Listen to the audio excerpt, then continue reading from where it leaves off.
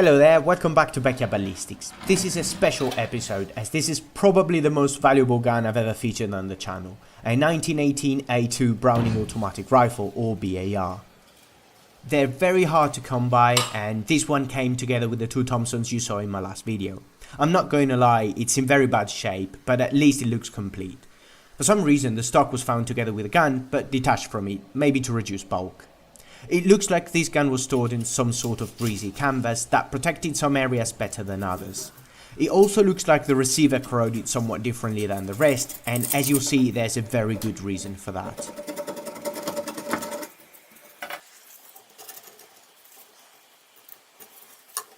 I used a cleaning rod to make sure the gun was unloaded, but it felt really rough going down, so I'm afraid quite a bit of rusting happened in there.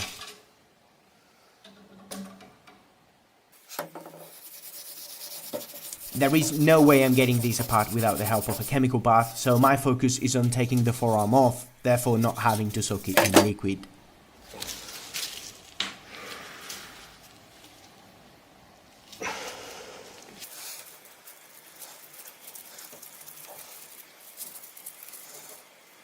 In theory you're supposed to take the whole gas tube out with it, sliding the whole thing forward, but that's not gonna happen today. The heat shield is fully rotten anyway, so once unscrewed I can simply pull it down. Oops, that's charcoal. Same thing that happened on the Thompsons. Remember the charred woodwork? It looks like these guns have been involved in a fire. In my previous video I suspected somebody deliberately burned them. Anyway, at this point I could simply put everything in the derusting bath, except I don't have a tank long enough, so I'll have to remove this thin rear tube that, as you'll see, has a very special function. Let me take it off.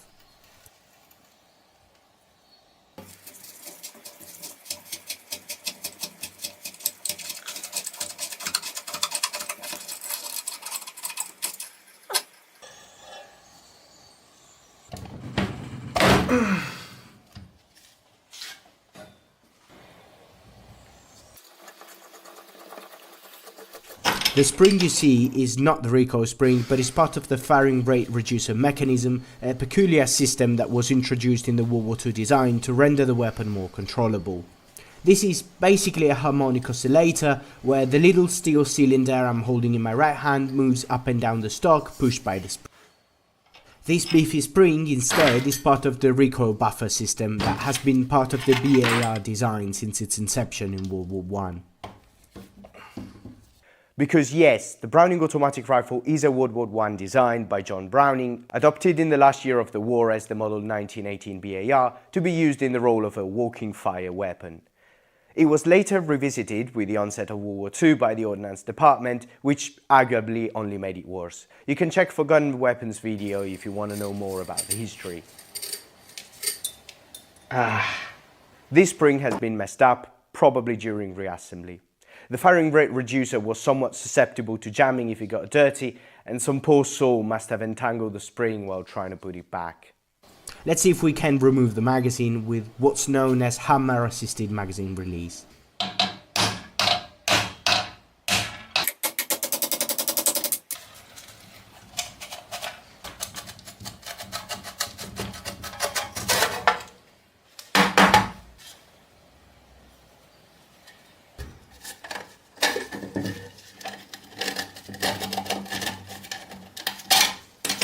That's in very bad shape.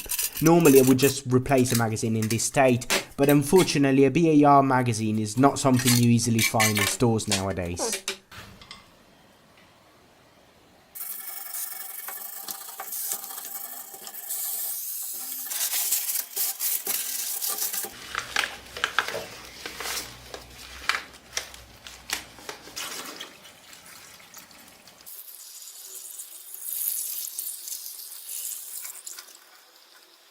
While that soaks, let's have a look at the butt stock. The butt plate needs to come off before the stock can be removed from the gun, so it must have been deliberately taken off of it, and then the butt plate was put back on the stock so it didn't get lost.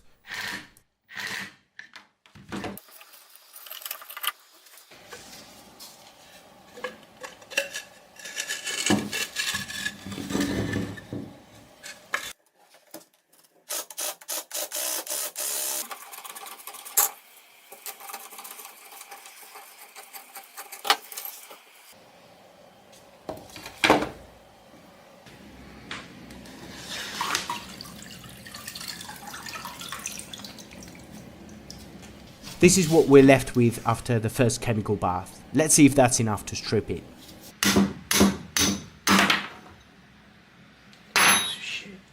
With that pesky pin out, I can gently slide the gas cylinder tube forward.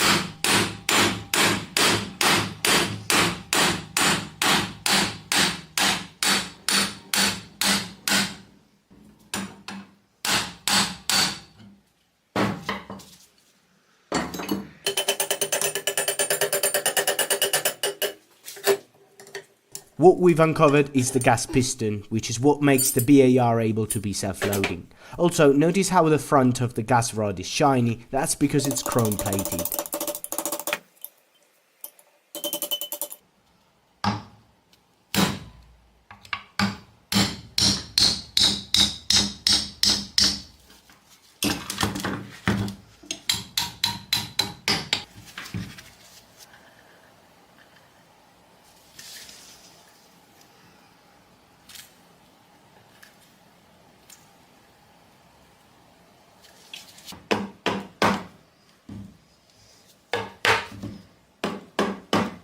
The whole handguard and trigger group neatly comes off, and it's in surprisingly good condition. This also finally lets us see what the insides look like, and I'm quite happy with what I'm seeing. It looks like the internals are all in good shape.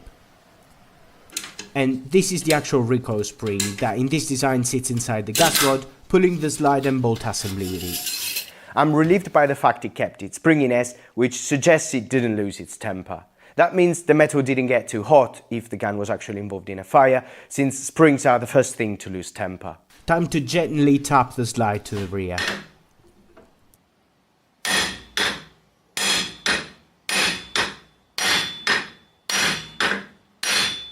To go ahead in the disassembly, I need to get the charging handle and slide pin aligned with this hole so I can drive the pin out.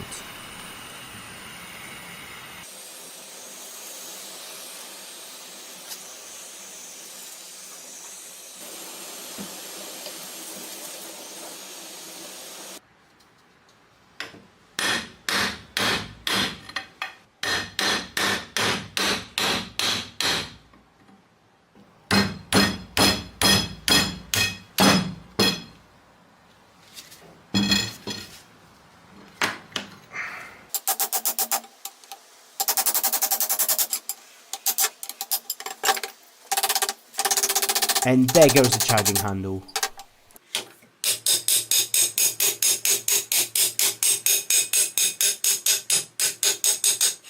What I'm removing here now is instead the hammer.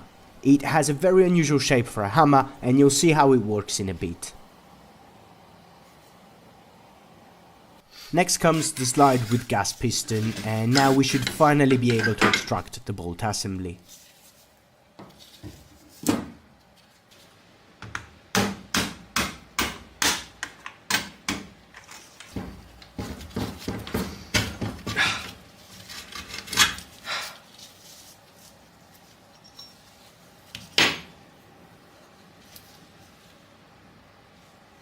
With everything apart, let's have a look at the barrel. In the past, I've had guns in conditions just as bad as this one on the outside, but with bores still in almost pristine condition. Unfortunately, this is not the case. Which is a shame, because this is probably the most valuable gun I ever worked on, at least in theory, and it has one of the worst bores so far. I mean, most of the stretch is just mildly bad, but in some areas it gets really bad. These are large, deep craters, and in case you're guessing, you definitely don't want them in a rifle bore. I realized that there was still leftover rust in some of the roughest areas, and went with this setup to dissolve it with the help of a rotating ball brush. If on one hand there's nothing I can do with the inside of the barrel, there is something I can do for the outside. There are some larger craters that are still filled with hard lumps of corrosion products, and I found a rotary tool with a fine diamond bit is the ideal tool to get them clean.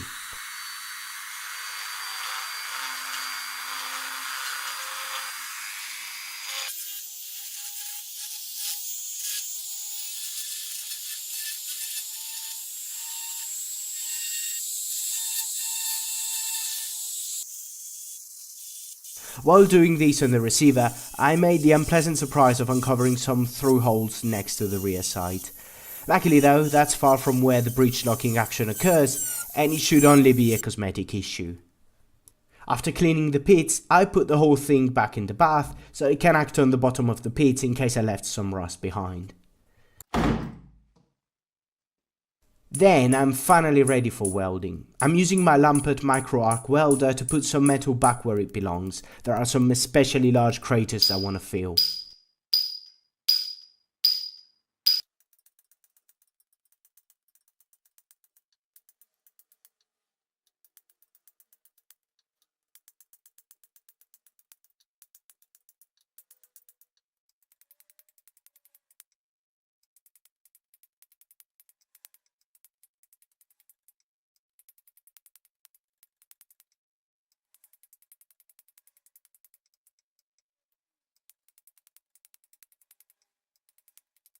Don't mind the ski mask, that's just to protect my face from the ultraviolet radiation while welding through the microscope.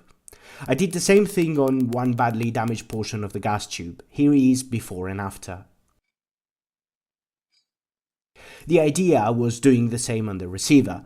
Unfortunately though, that's not possible because this receiver is not made of steel. I had already been warned by a commenter under my latest video, and it turns out he was right.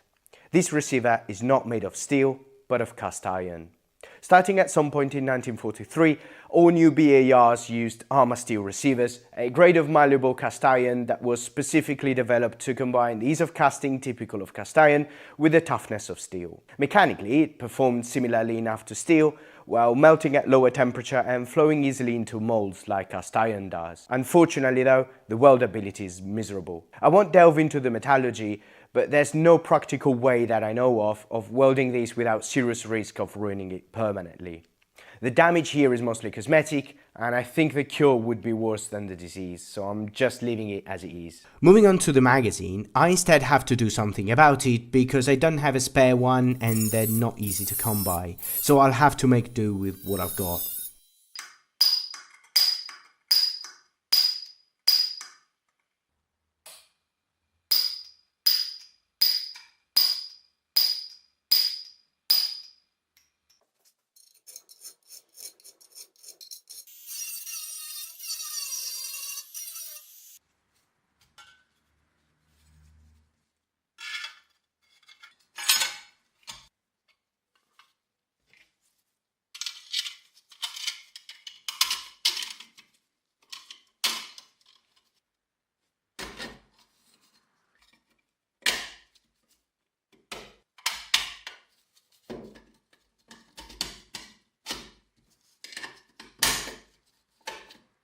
That should do. There are a few extra vent holes though.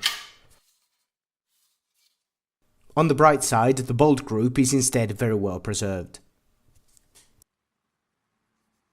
Let's look at the forearm now. Although not structural, it kind of worries me because it took considerable damage. I could find a spare one of these, but differently than the magazine, the damage here is part of the operational history of the item, since we have all reasons to believe the guns were involved in a fire during the conflict. So I want to try and preserve it. The most obvious thing is repairing these cracks. Here I'm using some thin cyanoacrylate glue to soak into the fibers of the wood. This is a useful trick to consolidate surfaces before gluing them back together. Once that's fully dry, I'm using a 2-part cyanoacrylate to fill and seal the crack.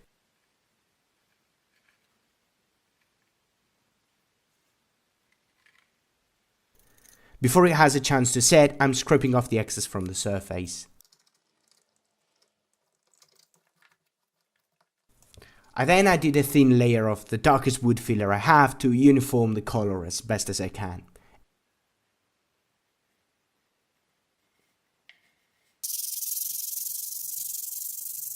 And here's the result.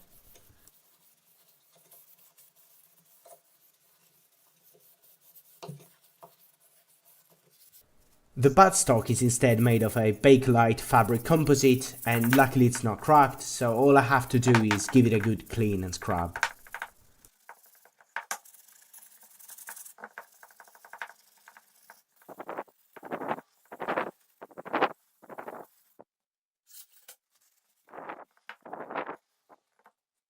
By the time I was done with it, the rifle had gone all rusty again.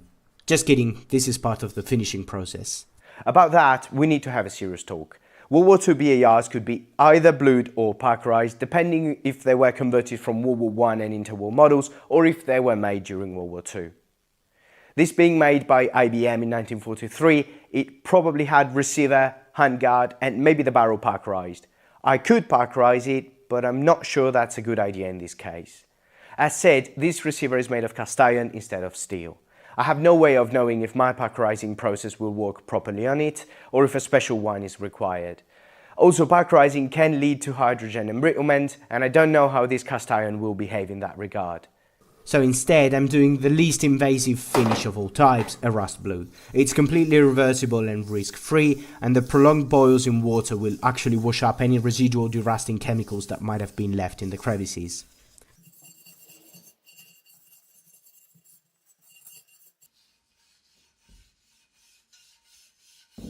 My rust bluing recipe that you can find at this link is actually so effective that with only 3 passes I got a darker shade than I wanted, but considering how rough the item is, I'll stick with it. Now we can start putting everything back together. I'm giving a good brush to the gas tube to make sure the piston will slide in it effortlessly. Then I can start putting back the bolt group,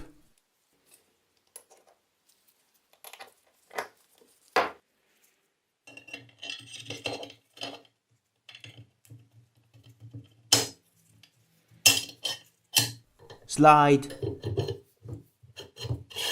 hammer,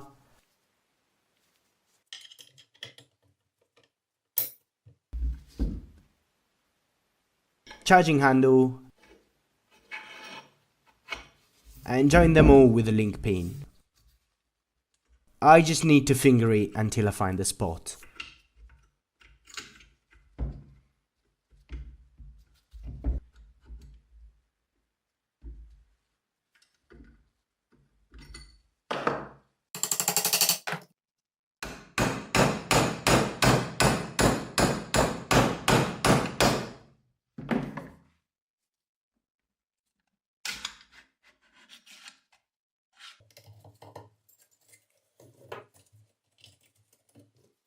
There goes also the recoil spring with a bit more fingering.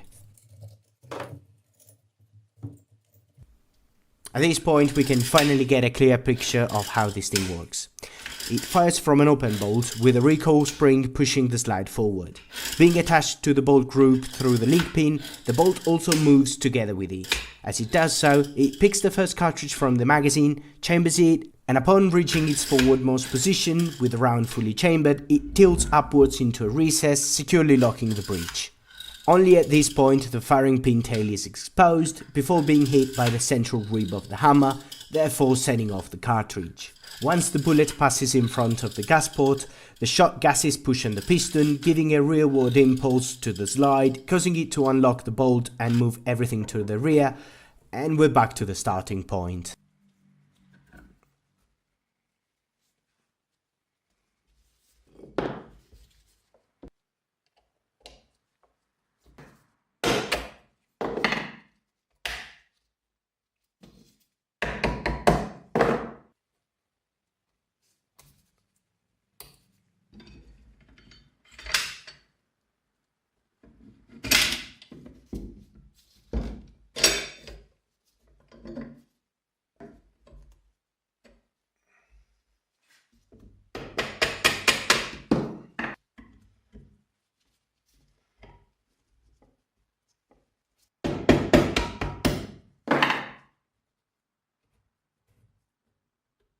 The only thing left is the buffer. Similarly to a shock absorber, the recoil buffer is based on the combination of a spring and a series of friction caps and cones that act as a brake, dissipating excess kinetic energy of the reciprocating mass during firing in case it comes to the rear at an excessive speed. This is similar to the system used on the Browning Auto 5 semi-automatic shotgun that, as the name suggests, share the same designer, John Browning, with the BAR.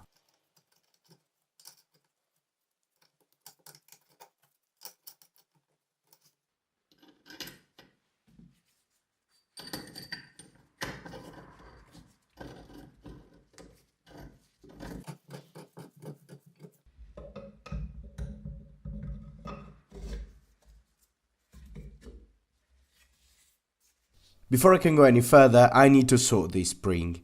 Not surprisingly, my attempt at untangling it to get back to the original spring size ended up with two smaller springs, to put it nicely. So I had to wind a new one, making sure the outer diameter, wire diameter, number of turns and rest length were the same as the original.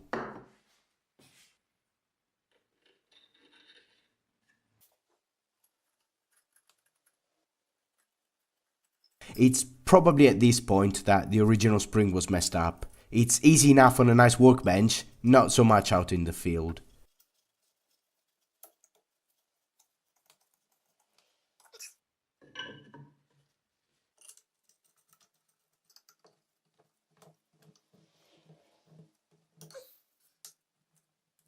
I'm also installing the flash hider that also came with the gun, but separate from it.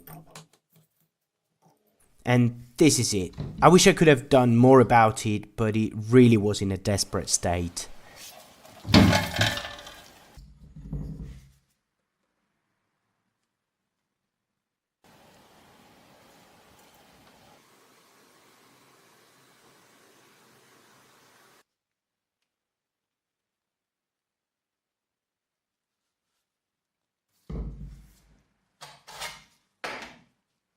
But does it work?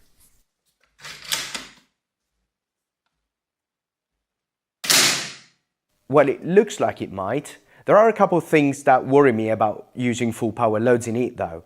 The condition of the bore, sporting a nice collection of relatively deep rust craters, and the cast iron receiver, about which I have little first-hand experience. However, the chamber is good enough to fire, so I decided to go with it. I started with a severely underpowered load,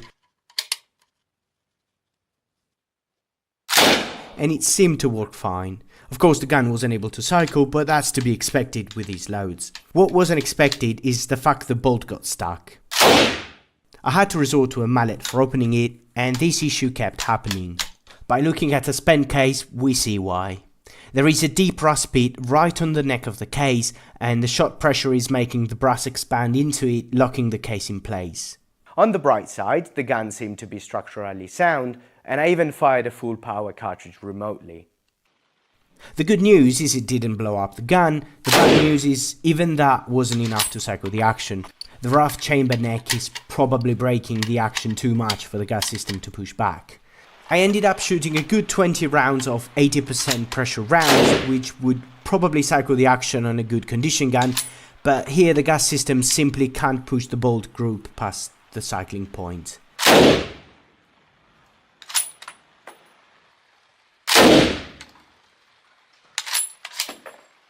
It's definitely working though, as the bolt performs the primer extraction and overcomes the neck bulging, so I can easily extract the spent case manually. Actually, looking at the slowdown footage, we can tell the bolt is in fact moving backwards, just not enough to eject the spent case and cycle the action. So basically now